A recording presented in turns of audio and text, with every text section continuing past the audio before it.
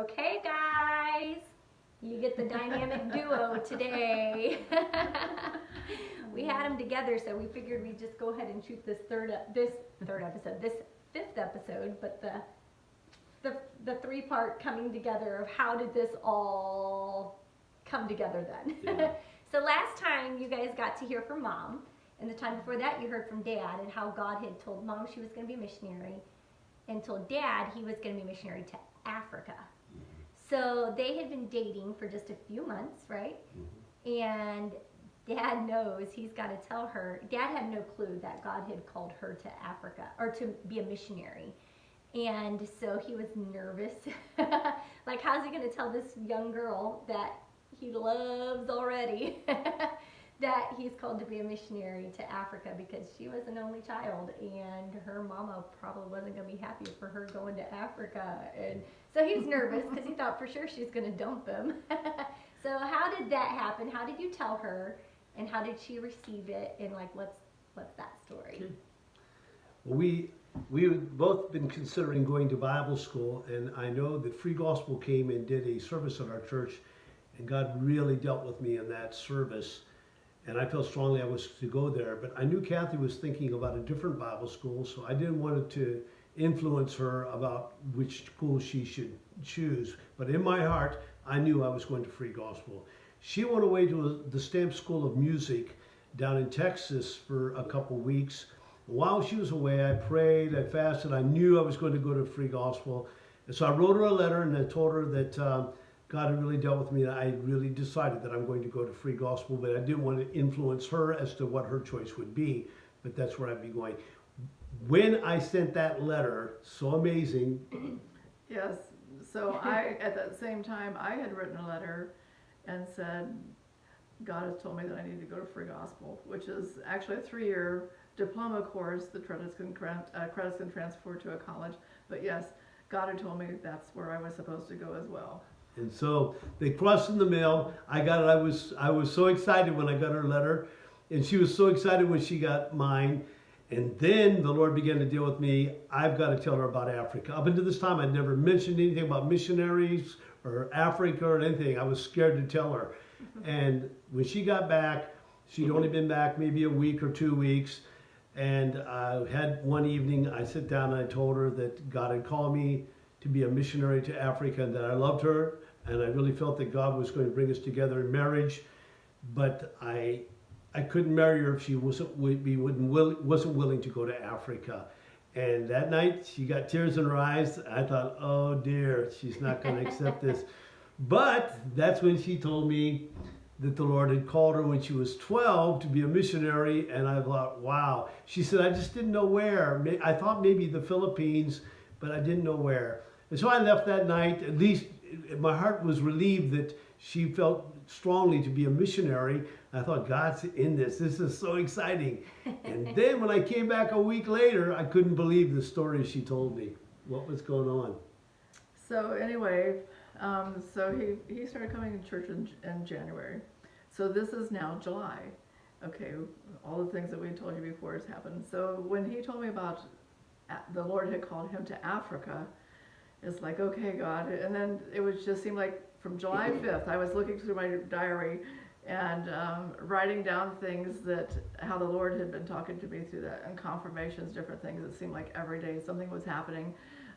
It seemed like July 5th, every day there were like 5 or 6 different things. Africa, Africa, Africa kept popping up. Another time, July 23rd, our youth pastor she had no idea what was going on between us, but she spoke that evening and told the story about this missionary to Africa again, and how just different things. Just because of it was Africa was mentioned, it just seemed like Africa was mentioned all over again, and just kept confirmation after confirmation up until August 7th, August 9th was a special time. But there was just so many different things that the Lord had confirmed through to me that yes, Africa is where you guys need to go.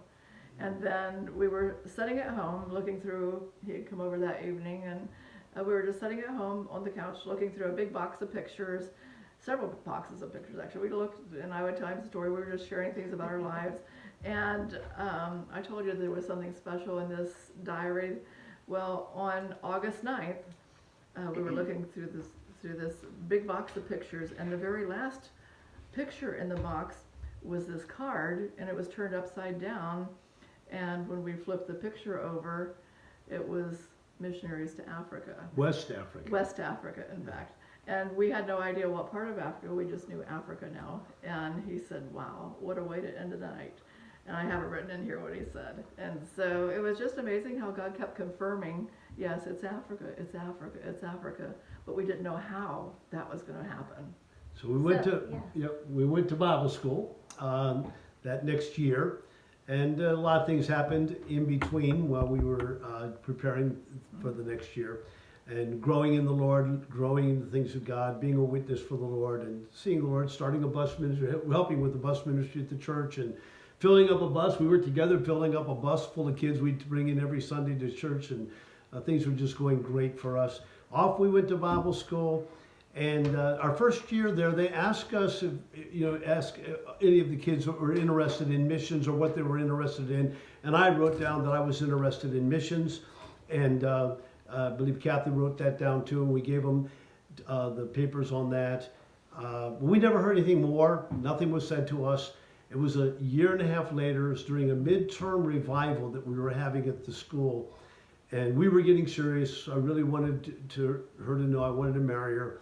But we made a vow to God, and we vowed that we would not get married or even set dates or anything until we knew where and when in Africa. And we decided during that midterm revival, it's a 7-day revival, that we would fast 7 days and ask God to show us where and when. And it was during the third night of the revival. And Brother and Sister Bailey had come back from Sierra Leone, West Africa. First time we'd ever met them. And I really felt that God was going to use them to let me know if it was in Africa and Sierra Leone that we were to go. So I get up to the altar, we all go up and pray, and I get up and I go back and I'm shaking Brother Bailey's hand, and I'm sure he's going to say something to me to convince me this is Africa. He just shook my hand and said, God bless you, brother. And that was it. And I passed by him, and I was so deflated and so discouraged. I thought, God. And as I got to the back of the auditorium, Chester Heath, who was my homiletics teacher, I wasn't even thinking about him being the mission director. He said, Brother Roy, can I talk with you? And I said, sure. And he took me off to the side, and he said, we had a mission meeting with the Board of Missions, and you and Kathy were brought up in the mission meeting. The Baileys are home. We really need a couple to go to Sierra Leone, West Africa. We know you and Kathy are serious about each other. And we don't know if this would be the will of God or not for your lives, but would you consider praying about going to Sierra Leone, West Africa? Mm-hmm. And I cried. I couldn't even answer him. My lips were quivering. I couldn't even believe I was hearing what I was hearing. And finally I told him, yes, Brother Heath, in fact, we're in the third day of a fast, that God would show us where and when we were to go to Africa. And I believe this is it. I really do. Can I go tell Kathy? She was still at the altar, and you can tell that part. So he comes up and taps me on the shoulder, and he says, Kathy, you can stop praying now. He says, God's answered our prayer. We're going to Africa. So this was actually the junior year of our school, so we still had one more year left to go, but it was like God answered the prayer, and on the third day, we had planned to fast and pray for 7 days. This is the third day of our fast. So did you go eat something then? No. Yeah, we got up and celebrated. Oh, how crazy. And that's how it all began. It was going to be another year and a half, but the Lord worked in our lives and prepared us. And actually it was in, we got married in May 26th. Well, and they had told them that because the Bible college I went to, once you sign up, you're not allowed to get married in the middle of it. Yeah. It's like a 3-year. And so, but they told them, because they knew they'd asked them to go to Africa, they told them, you guys can get married before your senior year. The story behind that, let me tell you the story behind that. I wanted to get married before we started our senior year there, but I know it was... but to back up again, too. More details. When we first started going together, we had gone together for a year before we went to Bible school. And then we knew when we went the rule there at the school was you can't get married. If you start school single, you have to finish school single. That was just their strict rules there at the time. And so, yes, we knew what we were getting into. And we committed to that. Yes. But we thought, Lord, you can work miracles. So I fasted and prayed that God would speak to Brother Beam and that they would make an allowance for us to get married without us saying anything to him. I fasted and prayed. The day that I fasted, I was in Minter, Ohio. I was fasting. And I get excited, yeah. While I was fasting, I couldn't believe it. Brother Sister Cover got a phone call from Brother Beam, and him and Brother Ducka wanted to come and talk with them. My wife, Kathy, told me, "Do you not believe what happened, Royce? They called. They want to come and talk to you, but we didn't know what they wanted to come and talk to him about. We just was surmising, maybe, and it was. They wanted to see if they would allow us to get married. Of course, Brother and Sister Cover, this was all taking them by quite a shock, and they thought it wouldn't be wise. Thought it wouldn't be wise for us to get married. And Mom had a lot of health issues going on at that time. Yeah. There was no way she could plan a wedding in 2 or 3 months. Wow. And so it was tough. I really felt that God had answered my prayers. So we had to decide. And to this day, I thank God. We did what we did. We honored them. We said, no, they make the final choice. And we didn't get married until we graduated from Bible school.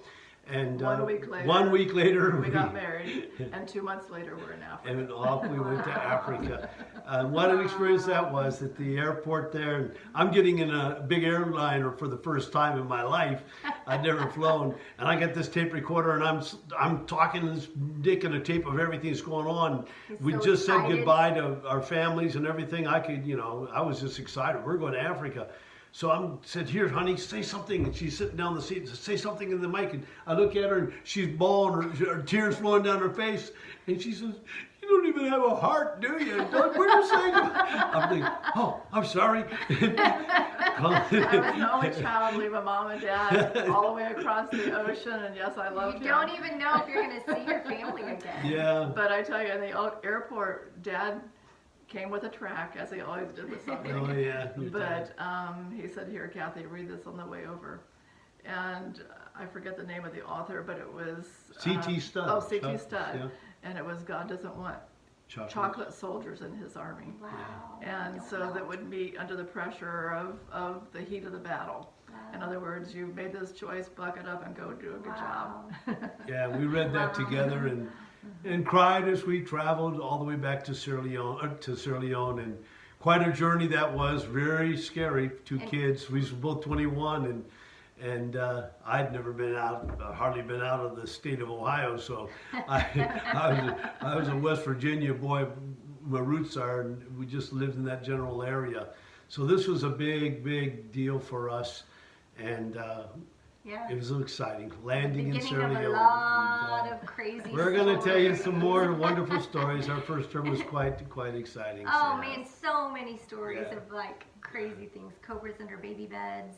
Yeah. Lots of crazy Yeah, stories. our So first term was quite stay exciting. tuned. And I just remember my granny saying that she remembers standing in the airport and watching the airplane just disappear into the clouds, not knowing if she would ever see her baby again. I can't imagine. Obviously, that's why I do Arbonne. Because if my kid ends up in China, I'm going to go see him. So I love this story, and I think it's just crazy how it all works out. And look at that. You guys got to hear all of that in under 15 minutes. Yeah. We did it. I was afraid the camera was going to die. I was digging for the light socket because the low battery came on. So, but thank you guys for sticking with us. And this is the beginning now of like all the crazy adventures that started in Sierra Leone from the first term, and just so many stories. You guys are just going to be blown away, and it's going to build your faith. Like hearing the stories builds my faith, and it's just cool to see how God works and orders your steps when you trust Him and put Him first. So thanks for sharing. Thank you. Thank you.